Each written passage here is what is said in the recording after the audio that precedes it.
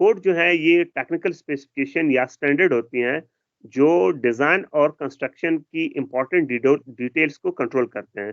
यानी कंस्ट्रक्शन आपने करनी हो या किसी बिल्डिंग को डिज़ाइन करना हो तो उसके जो स्पेसिफिकेशन या डिटेल देता है वो आपको एक कोड देता है या जिसको हम नॉर्मली कोड कहते हैं। यानी आपने फॉर एग्ज़ाम्पल स्लैब लेनी है, आप स्लैब की थिकनेस कितनी होगी? ये डिज़ाइनर कहाँ से लेता है?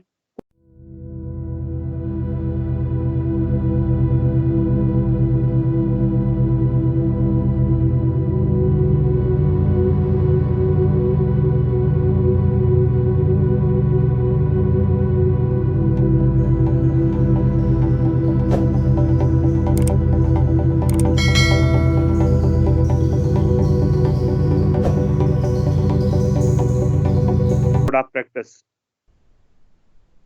A code is a set of technical specification and standards for control the important details of design and construction. Code जो है ये टेक्निकल स्पेसिफिकेशन या स्टैंडर्ड होती हैं जो डिज़ाइन और कंस्ट्रक्शन की इम्पोर्टेंट डिटेल्स को कंट्रोल करते हैं।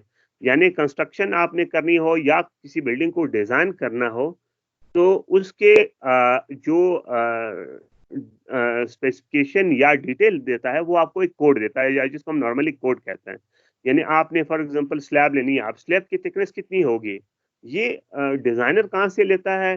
कोड से लेता है। कोड हमें एक रेंज देता है कि अगर आपके फॉर एग्ज़ाम्पल स्पैन लेंथ इतनी हो, तो आपने फिर थिकनेस इतनी लेनी है। अगर स्पैन लेंथ कम या ज़्यादा हो जाए, फिर आपने उसी हिसाब से थिकनेस को कम या ज़्यादा करनी है।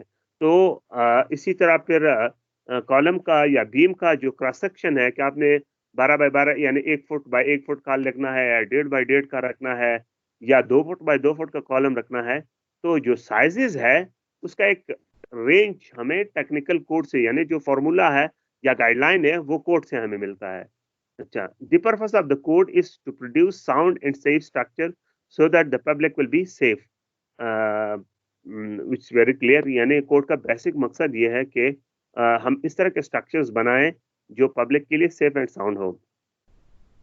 तो कोड्स बेसिकली अ,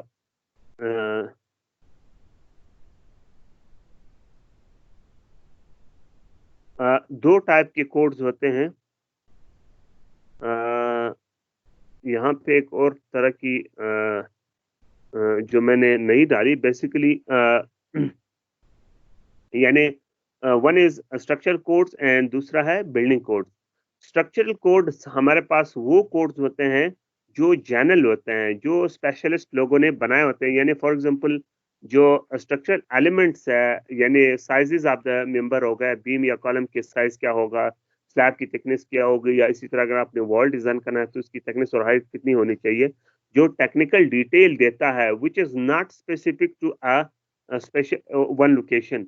यानी आप कोई बिल्डिंग पाकिस्तान में डिज़ाइन करें, यूएस में या यूरोप में कहीं पे भी डिज़ाइन करें, तो उसके डायमेंशन बेसिकली ग्रेविटी लोड्स पे या अर्थक्वेक लोड्स पे जो स्ट्रक्चरल एलिमेंट्स की साइज़ेज़ है, वो मैटर नहीं करती लोकेशन पे।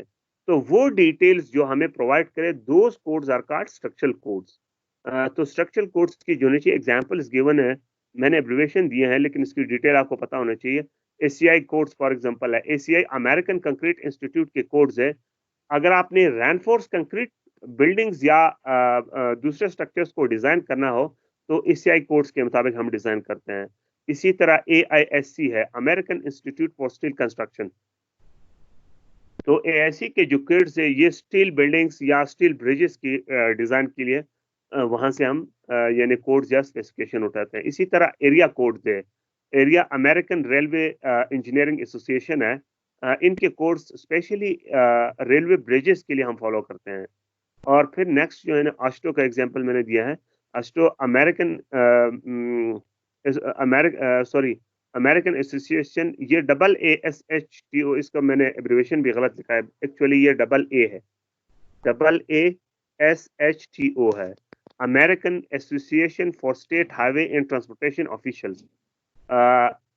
तो American Association for State Highway and Transportation Officials, ये हमें प्रोवाइड करते हैं detail for the design of bridges. जो रोड ब्रिजेस हैं उनकी स्ट्रक्चरल डिटेल हम एस्ट्रोस से लेते हैं। तो ये हमारे पास कोड्स है। इसके अलावा यूरो कोड भी है, या एक आध कई सारे कैनेडियन कोड्स हैं जो सिर्फ कनाडा में नहीं बल्कि और जगहों पे भी फॉलो होते हैं, तो उनको भी हम स्ट्रक्चरल कोड कह सकते हैं। यानी जो एक स्पेसिफिक कंट्री में नहीं होते हैं, जो दुनिया भर में लोग यूज करते हैं। यूरो कोड को सिर्फ यूरोप में नहीं, यूरोप से बाहर भी कई कई कंट्रीज में यूरो कोड फॉलो होती है, तो वो भी एक स्ट्रक्चरल कोड ही है। अच्छा, बिल्डिंग कोड्स जो हैं,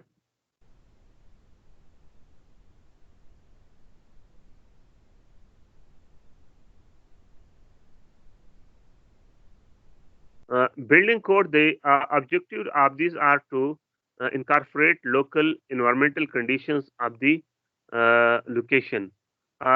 बिल्डिंग कोड्स की बेसिकली मतलब भी यही होती है कि जो लोकल या इन्वायरमेंटल कंडीशन है एक स्पेसिफिक लोकेशन, उसको कंसीडर करें, तो उस कोड को हम बिल्डिंग कोड्स कहते हैं।